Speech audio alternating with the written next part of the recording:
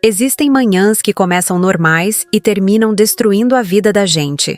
A minha começou quando eu estacionei em frente à minha clínica veterinária, em Campinas, e vi 2 operários desparafusando a placa que eu mesma tinha pintado com as minhas próprias mãos. A placa azul e amarela da Patas Felizes, com a patinha estilizada que minha amiga Camila tinha desenhado em troca de uma vacinação anual do gato dela, estava encostada no chão, suja de cimento.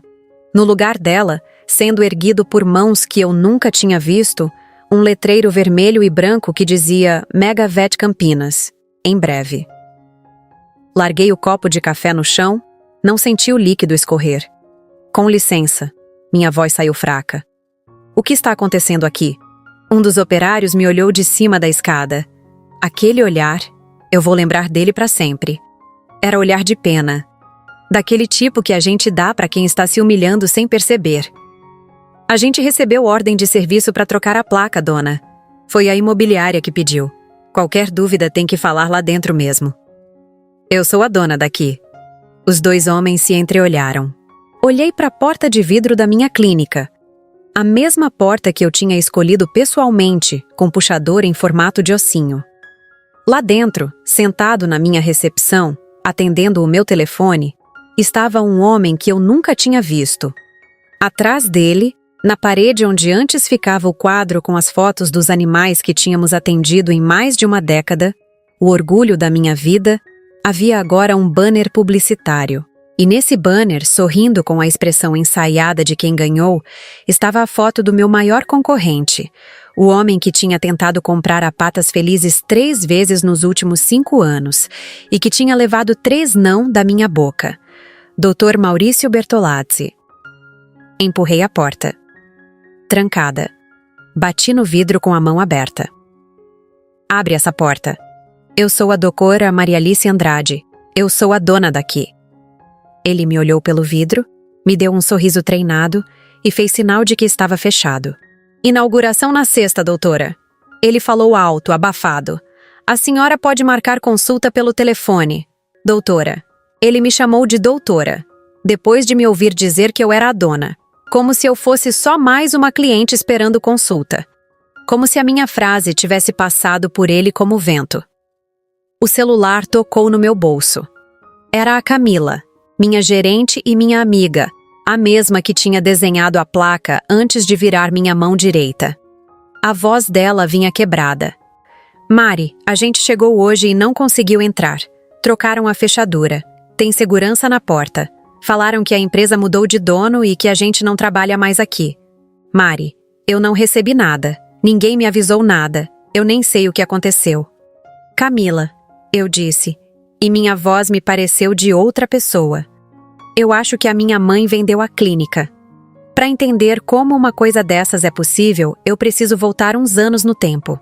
Eu sempre fui apaixonada por cirurgia ortopédica veterinária. É o tipo de procedimento mais delicado da nossa profissão. Você está lidando com osso de animal, com estruturas pequenas, com técnicas que mudam todo ano. Em Campinas, a gente tinha conhecimento, mas a fronteira da especialidade estava na Europa, especialmente em Madrid, num hospital-escola que tem um dos melhores programas de cirurgia ortopédica veterinária do mundo.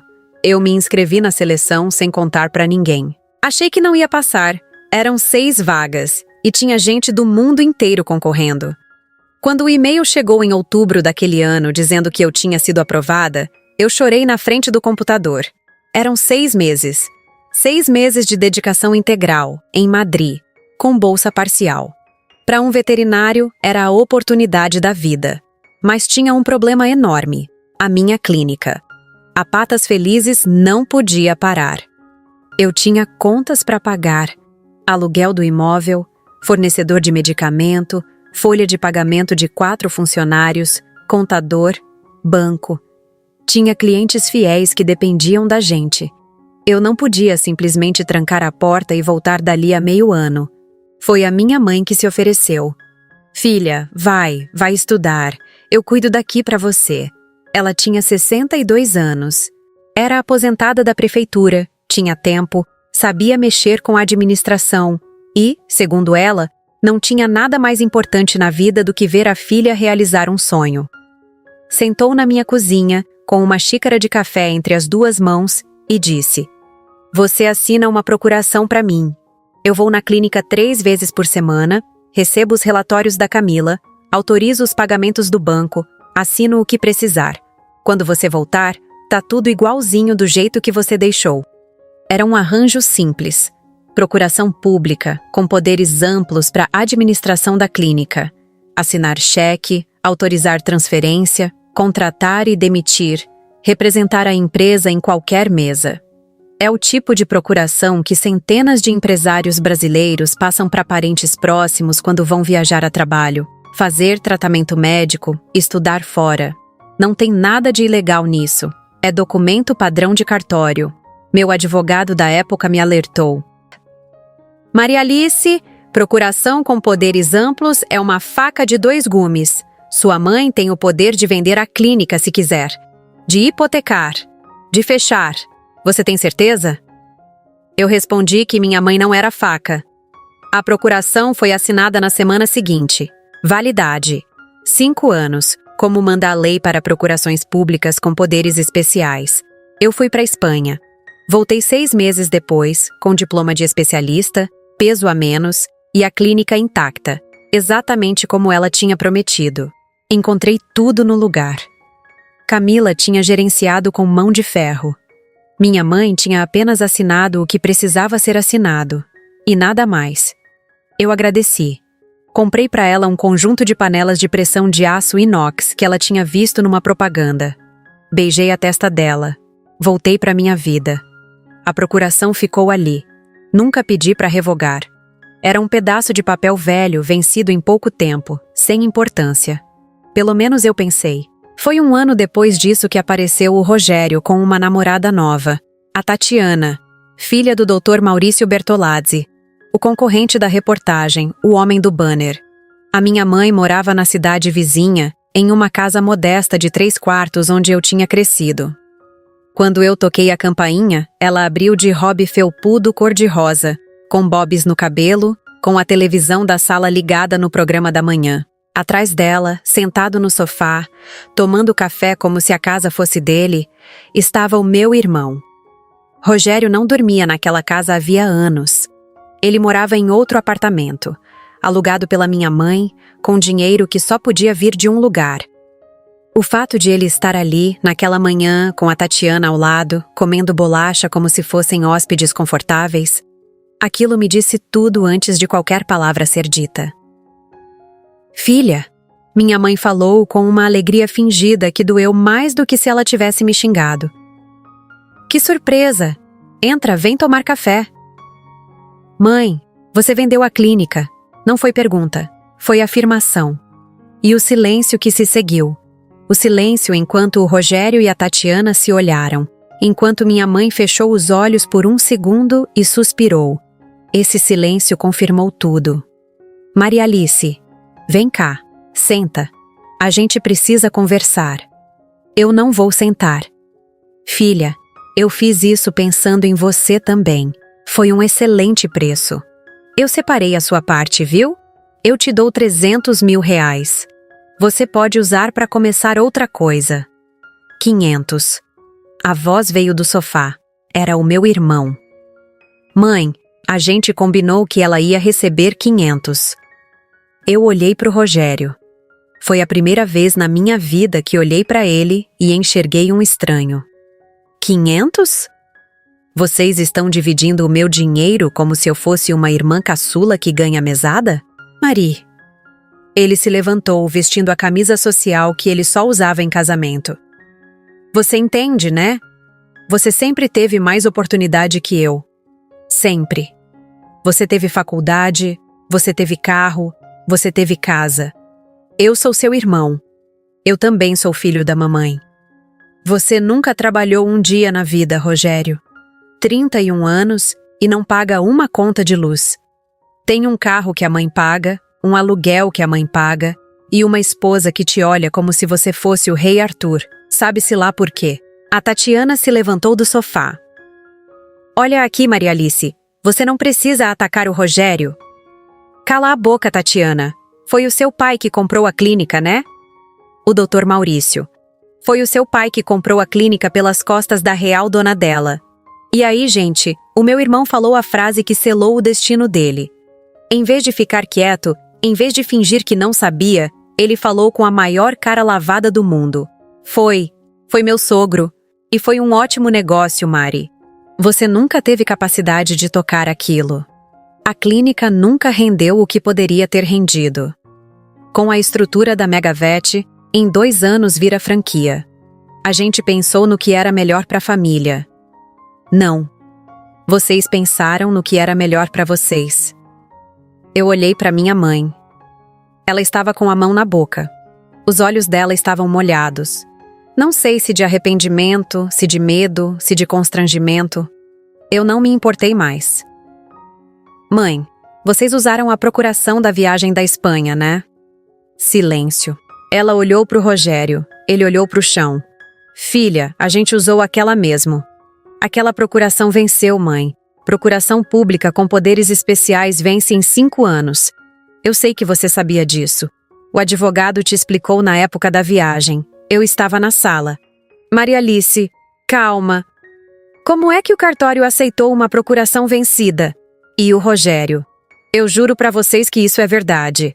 Em vez de ficar quieto, ele riu. Riu nervoso. Mari, o tabelião é amigo do meu sogro há 20 anos. Eles não conferiram nada. Eu fechei os olhos. E foi nesse exato momento que, em vez de gritar, em vez de chorar, em vez de quebrar o vaso de margaridas plásticas que minha mãe insistia em deixar na sala desde que eu era criança, eu sorri. Sorri. E falei calmamente, sem nenhuma raiva na voz. Tudo bem então. Eu vou para casa. Saí, entrei no carro. E foi só dentro do carro, com as 2 mãos no volante e o motor desligado, que eu peguei o telefone e digitei o número que eu tinha guardado havia anos sem nunca ter precisado. Doutor Henrique Sampaio, aqui é a doutora Maria Alice Andrade. Eu preciso te ver hoje à tarde. É urgente. O doutor Henrique Sampaio tinha sido recomendado para mim por uma colega da faculdade anos antes. Eu nunca tinha precisado dele de verdade, mas tinha guardado o cartão. A minha colega tinha me dito uma frase que ficou: quando você bota o Henrique no caso, do outro lado dorme com a luz acesa. Ele me recebeu naquela mesma tarde. Ouviu tudo, não cobrou consulta. Quando eu terminei, ele tinha enchido 2 páginas de um caderno amarelo. Olhou para mim por cima dos óculos de leitura. Doutora Maria Alice, eu vou ser direto. A senhora vai recuperar a sua clínica. Pode demorar 8 meses, pode demorar 1 ano. Mas vai. Como? 3 frentes. A primeira, anular o negócio porque a procuração estava vencida. Sem outorga válida, a venda não vale. A segunda, ação criminal por estelionato e falsidade contra todos os envolvidos, sua mãe, seu irmão, o comprador e o tabelião. A terceira, denúncia ético-profissional no conselho contra o Dr. Maurício. Se a gente provar que ele comprou sabendo da fraude, e a gente vai provar, ele perde o registro, perde tudo. Eu fiquei em silêncio um momento. Doutor, e a minha mãe? Ela é idosa. Sua mãe vai responder, doutora. Não tem como tirar ela. Foi ela quem assinou a escritura. Mas pelo estatuto do idoso e pelo tipo da pena, ela provavelmente não vai para a cadeia. Vai pegar multa, prestação de serviços comunitários, regime aberto. A senhora aguenta ver sua mãe no banco dos réus? Eu pensei por uns segundos. Aguento. E o seu irmão? Ele vai pegar pena de verdade. É jovem, saudável, articulador da fraude. Pode pegar reclusão.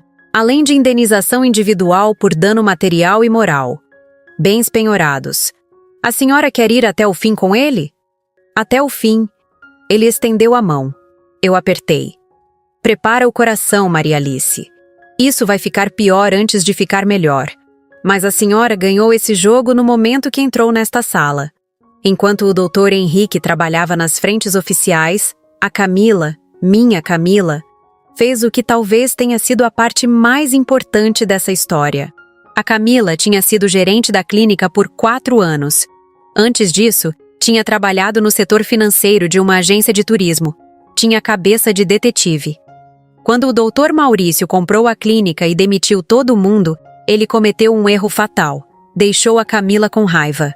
E Camila com raiva tem 2 efeitos colaterais. Ela não dorme e ela investiga. 3 semanas depois daquela segunda-feira terrível, ela apareceu na minha casa com uma pasta cinza embaixo do braço e cara de quem tinha matado um leão. Mari, senta. Senta de novo, com mais firmeza. Tô falando sério. Eu sentei. Primeiro, a procuração que sua mãe usou no cartório. Ela não estava só vencida. Ela estava adulterada. Eu consegui uma cópia do documento que foi pro cartório através de um amigo escrevente. Olha aqui. A data de validade original era 2022. A data que aparece na cópia usada no negócio é 2027. Alguém adulterou um único dígito. Eu peguei a folha. Quem fez tinha caprichado. Mas comparando lado a lado, dava para ver. Quem fez isso? Minha mãe não tem essa habilidade, Camila. Eu sei que não. Mas eu já mostrei para um perito grafotécnico amigo meu. E ele confirmou que o número foi adulterado por cima do original. Ele faz o laudo se a gente precisar em juízo. E tem mais. O escrevente que estava no cartório no dia me contou quem entregou o documento. Foi a Tatiana, com o filho do Dr. Maurício. Camila, isso é crime grosso. Tem mais. Tem mais? Tem muito mais. O Dr. Maurício não comprou só a sua clínica desse jeito. Eu fui em 3 outras clínicas que ele adquiriu nos últimos 5 anos. Em 2 delas, o esquema foi parecido. Em uma, em outra cidade da região, foi a sogra do dono que vendeu sem ele saber. Na outra, foi o pai, Mari. O Dr. Maurício mira em clínicas pequenas, prósperas, com sócio único, onde tem algum parente próximo numa situação manipulável. Ele não compra clínicas, ele rouba clínicas. Tem um modelo de negócio inteiro montado em cima disso. E tem uma coisa pior, Mari. Eu descobri o nome do articulador interno de cada um desses 3 golpes. Os 3 foram intermediados pelo mesmo perfil. Parente próximo da vítima, jovem, sem profissão fixa, casado com filho ou filha do Dr. Maurício. Camila, é um esquema, Mari. O Dr. Maurício casa os filhos dele estrategicamente. Os genros e noras são os iscas. Eles entram na família da vítima, mapeiam quem tem patrimônio, identificam o parente manipulável e articulam. O Rogério não é coincidência. Ele foi escolhido. A Tatiana foi plantada na vida do seu irmão. Eu olhei para ela. E foi nesse momento que eu chorei pela primeira vez desde a placa. Camila, por que você tá fazendo isso? Por que você tá se metendo nesse rolo? Mari, eu trabalhei naquela clínica 4 anos. Eu vi você não dormir para salvar pincher de cliente que nem tinha como pagar. Eu não tô fazendo isso por você. Tô fazendo isso porque o que aconteceu com você é errado e eu não consigo dormir sabendo que tem gente fazendo isso e ninguém parando. Eu apertei a mão dela. Camila, quando isso tudo acabar, eu quero te oferecer 30% da clínica. Vamos ser sócias. Mari, calma. Vamos um passo de cada vez. Primeiro, recuperar. Depois, a gente conversa. A ação civil para anular o negócio foi protocolada poucos dias depois. O Dr. Henrique pediu, junto com a inicial, 2 coisas que eu não esperava. O bloqueio do valor da venda, R$1.800.000, na conta do Dr. Maurício e a reversão imediata da posse da clínica. A juíza concedeu a liminar 1 semana depois. Eu não estava lá quando o oficial de justiça bateu na porta da clínica. O Dr. Henrique me proibiu, mas a Camila estava lá, do outro lado da rua, dentro do carro dela.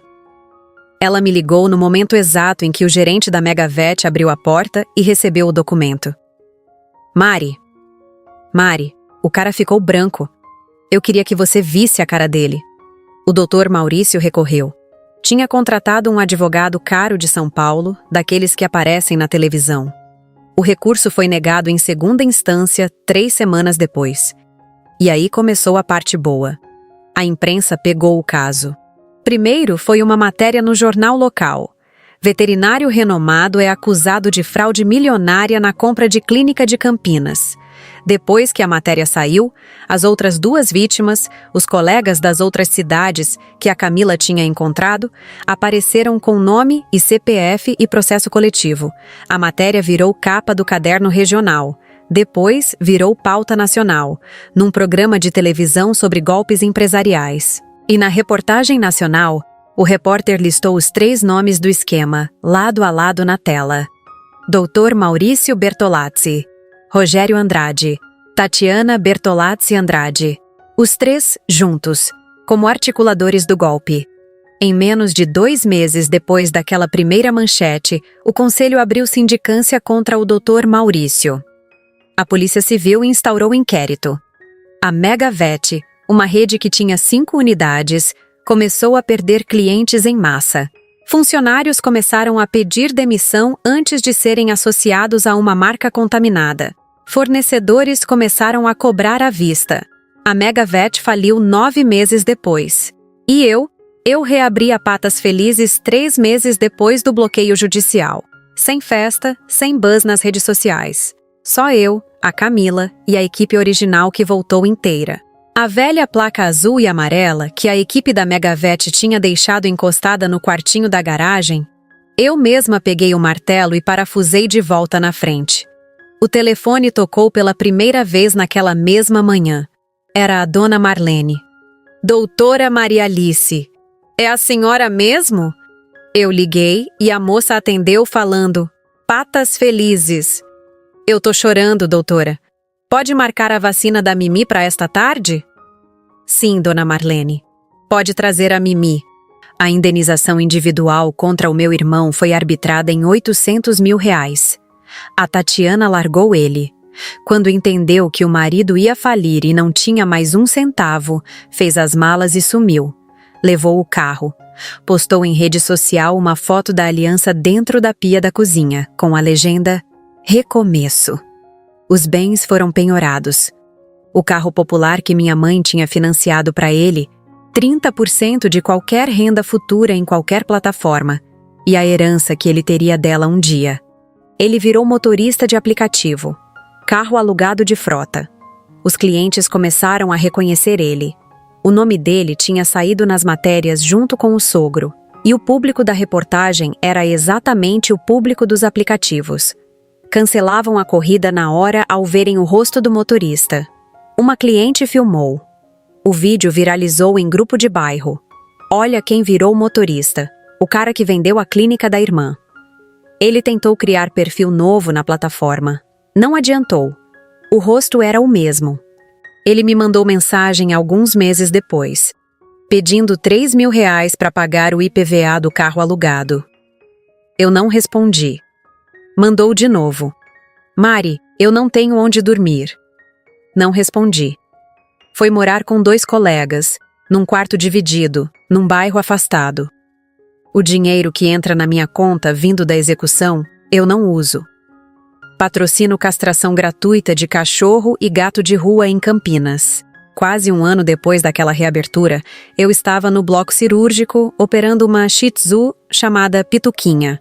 Hérnia umbilical, cirurgia simples. Quando a Camila bateu na porta. Estava com um envelope na mão. Mari, chegou isso. Não é processo. Não é boleto. Você precisa ler. Eu tirei a luva. Sentei. Abri o envelope. Era uma carta. Escrita à mão. Em letra cursiva tremida. Eu reconheci a letra antes de ler. Maria Alice. Eu sei que você não quer ler isso. Eu peço perdão por estar te escrevendo. Eu prometi para mim mesma respeitar o que você me disse, mas eu não consigo guardar mais. Eu fui ao médico semana passada. Câncer de pâncreas. O médico falou que é agressivo. Talvez 7 meses, talvez 1 ano. Eu não tô te escrevendo para pedir que você cuide de mim. Eu sei que eu não mereço. O Rogério se ofereceu, mas a gente sabe o que isso significa. Ele só quer voltar a morar de graça. Eu tô te escrevendo só para pedir uma coisa. Quando eu morrer, eu queria que você fosse no meu enterro. Não por mim, porque eu não vou estar lá. Por você, filha. Para você poder fechar essa porta direito. Para você poder seguir sua vida sem isso te cutucando anos depois, quando você for envelhecendo. Eu sei o que eu fiz. Eu não tô pedindo perdão. Eu já entendi que perdão eu não posso cobrar. Eu só tô pedindo para você não chegar nos seus 60 anos carregando comigo o peso do que eu causei. Te amo. Mesmo que isso não valha nada. Mãe. Eu li 2 vezes. Devolvi para Camila. Voltei para a cirurgia. Terminei a pituquinha. Saiu linda. Dona veio buscar com 2 bolos de fubá como agradecimento. À noite, em casa, liguei pro Dr. Henrique. Doutor, minha mãe me mandou uma carta. Tá com câncer. Maria Alice, eu sinto muito. Você quer fazer alguma coisa? Eu quero. Eu quero que o senhor descubra se é verdade. Confirma com o médico, com o exame, com o hospital. Eu preciso saber se é verdade ou se é mais uma manipulação. Era verdade. Ele descobriu 3 dias depois. Adenocarcinoma de pâncreas, estágio avançado. Prognóstico ruim. Verdade integral. Eu pensei por 3 dias. No 4º dia, eu fui na kitnet dela. Toquei a campainha. Ela abriu a porta com um pano de prato na mão, sem maquiagem, 10 quilos mais magra do que da última vez que eu tinha visto. Não falei nada. Entrei. Sentei na cadeira de plástico da cozinha. Eu vou te levar nas consultas, mãe. Eu vou pagar o tratamento. Eu vou estar lá quando você precisar. Mas eu não vou te perdoar. Eu só vou cuidar. Você entende a diferença? Ela balançou a cabeça que sim. Chorou. Eu não chorei. Mari, obrigada. Não me agradeça, mãe. Eu não tô fazendo isso por você. Tá fazendo por quem, filha? Eu pensei na resposta. Olhei para essa mulher pequena, encolhida, doente, que um dia tinha sido a pessoa que eu mais amei no mundo e que tinha me destruído de um jeito que eu nunca pensei ser possível. Eu tô fazendo por mim, mãe. Eu tô fazendo para que eu mesma, daqui a 20 anos, possa me olhar no espelho e saber que eu fiz a coisa certa, mesmo quando ninguém tinha feito a coisa certa por mim. Eu não tô fazendo pela senhora. Eu nunca vou fazer nada pela senhora de novo. Mas eu não vou ser igual à senhora. Ela balançou a cabeça. E foi a primeira vez que eu vi minha mãe entender exatamente o que ela tinha feito. Levei minha mãe em todas as consultas. Paguei tratamento particular. Sentei ao lado dela em quimioterapia. Cortei o cabelo dela quando começou a cair em tufos. Mas eu nunca, em nenhum momento, em nenhum daqueles meses perdoei. E ela nunca pediu de novo. Ela morreu 5 meses depois. Eu estava ao lado da cama dela. A última coisa que ela me disse, com a voz fraca, foi: Filha, foi você que ganhou. Sempre foi. E eu não soube responder. Hoje, a Patas Felizes tem 3 unidades. Eu, a Camila, e mais uma sócia veterinária nova que entrou no ano passado, a doutora Beatriz. A clínica original, a da placa azul e amarela, continua exatamente onde sempre esteve. Mesma porta de vidro com puxador de ossinho. Mesmo quadro de fotos de animais na parede, agora com centenas de fotos novas penduradas, dos animais que apareceram depois. Os clientes novos perguntam às vezes de onde vem o nome Patas Felizes. Eu sorrio e falo que é uma história longa. Não é uma história longa, na verdade. É uma história que cabe em uma frase. E essa frase é a única coisa que eu queria que você levasse desse vídeo se você chegou até aqui. Ninguém vende o que é seu sem você saber. E fica em paz pelo resto da vida. Ninguém. A minha mãe achou que estava me ajudando quando se ofereceu para tomar conta da clínica enquanto eu estudava na Espanha. Talvez no começo ela estivesse mesmo.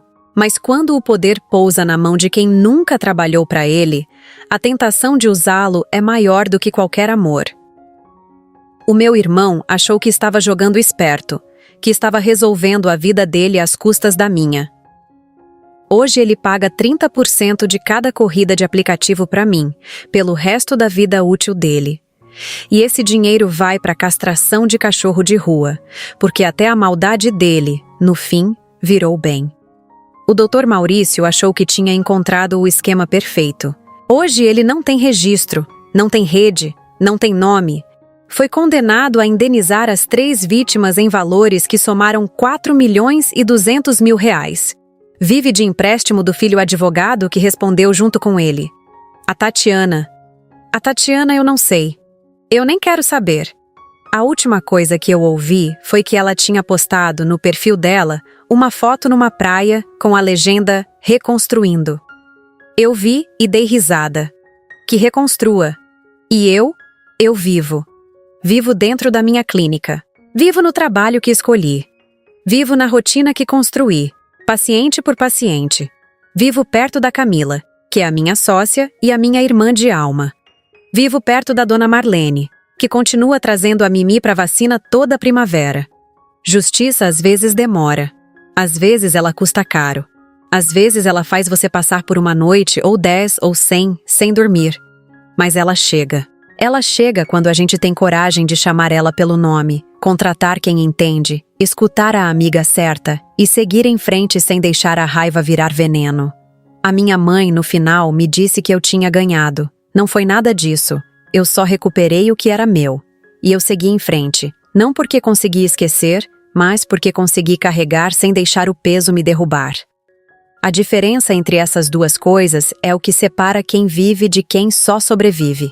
E hoje, anos depois daquela manhã em que vi minha placa no chão, eu vivo. Algumas histórias mudam quem conta, outras mudam quem ouve. Essa, eu espero ter mudado as duas. Se mudou alguma coisa em você, me conta nos comentários. Ative o sininho, curta e compartilha.